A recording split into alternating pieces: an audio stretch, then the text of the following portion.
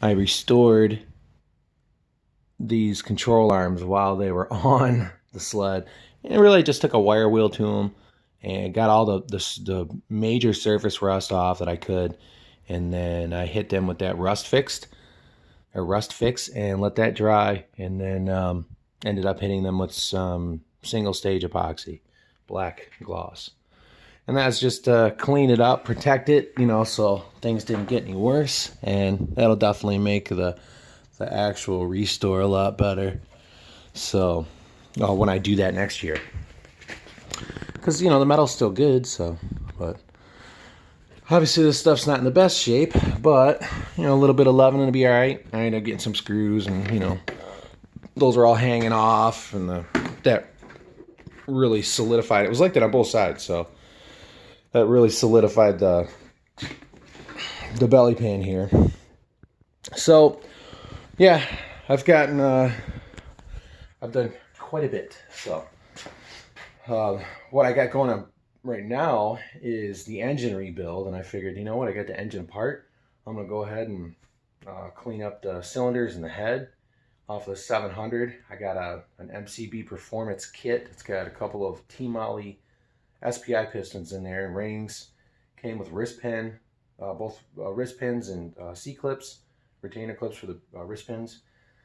And I also got a new set of wrist pin bearings.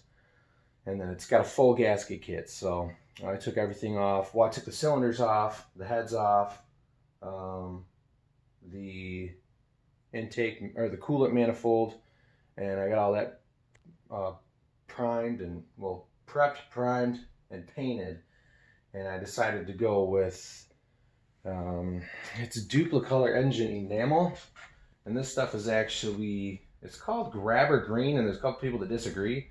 But when you see it doesn't look like it might in the video, but it doesn't in person. This looks like a fluorescent color, and this green is the closest that you'll get to Arctic Cat green for these years. Let me turn this light off real quick. It's kind of bright. All right, but yeah, the when I first bring it in, it almost, you can see the difference. But anyway, yeah, these are actually, I honed the cylinders already, and I'm really close to assembling on this. So I'm pretty excited. Get this engine back together and fire that up. I mean, obviously there's still some parts I got to put back in before that happens. Let's see. The pipes are over there. I'm gonna refinish the pipes. It's got D&D pipes on it. I kind of wanted to. Some people get a kick out of this. I'm gonna see if I can set the camera up. And I know I do when I remove the tape on this stuff. It's just fun to watch. I don't know what it is about it. It's just an amazing feeling you get. So maybe I can just hold it and do it that way. I feel like I'm blind now because of the stinking light. Can't even see barely see the edge. Oh, there it is. And I sandblasted these. Taped them all up first.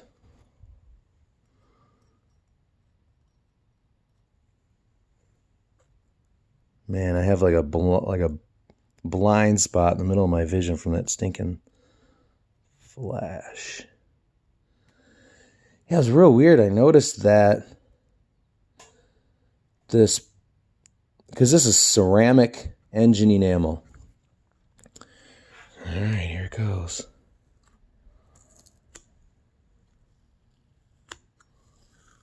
And it did a number on some of this tape. Really weird. Oh, look at that.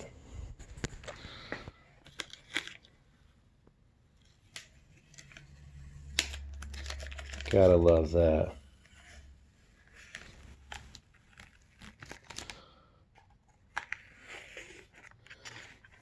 But it's almost like it melted the tape, some of the tape.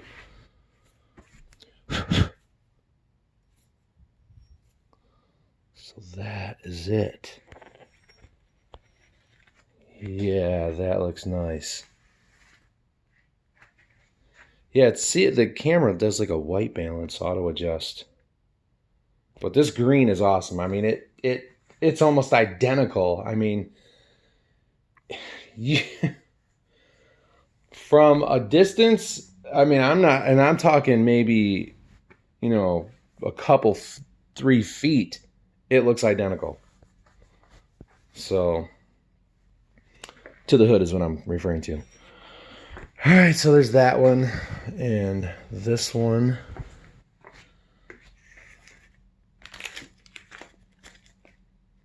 And then what I'll do is, it's obviously, guys online were saying that once this dries, you can take a little grinding disc, like a sanding disc, and sand the top of this off if you want to get that